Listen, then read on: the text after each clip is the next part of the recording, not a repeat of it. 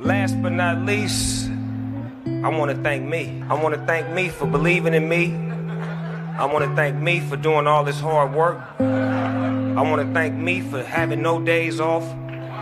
I want to thank me for never quitting. I want to thank me for always being a giver and trying to give more than I receive. I want to thank me for trying to do more right than wrong. I want to thank me for just being me at all times. Snoop Dogg, you a bad.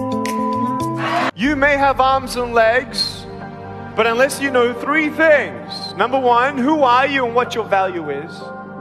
Number two, what is your purpose here in life? And number three, what is your destiny when you're done here? If you don't know the answers of any of those three questions, you're more disabled than I. Where you are now is just a reflection of your past thoughts, your past thinking. So if you want to change your future, you got to change your thoughts now and then put them into action ultimately. Winning's not loyal to you. It doesn't care about you. Winning doesn't care how sore you are. Winning doesn't care how much sleep you get. Winning doesn't care how hard you work at times. And sometimes a guy doesn't outwork you and he still wins. It isn't fair, man. Sometimes there is no justice. Winning requires all of you and then more, and it promises you nothing. It's a mastermind of creating fear and doubt in your mind. It causes setback after setback. So the question is about winning.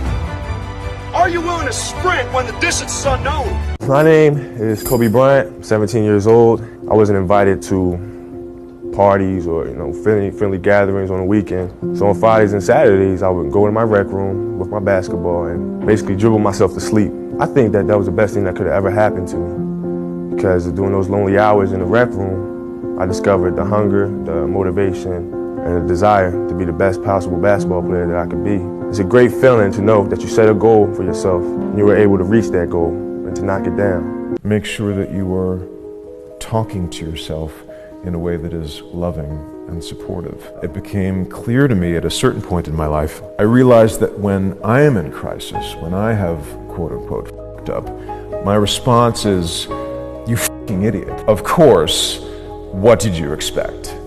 If I spoke to my friends like I used to speak to myself, I would have no friends. If you do talk to yourself out loud, and I do, make sure that the words are loving and supportive and nourishing. Start the work of being your own best friend.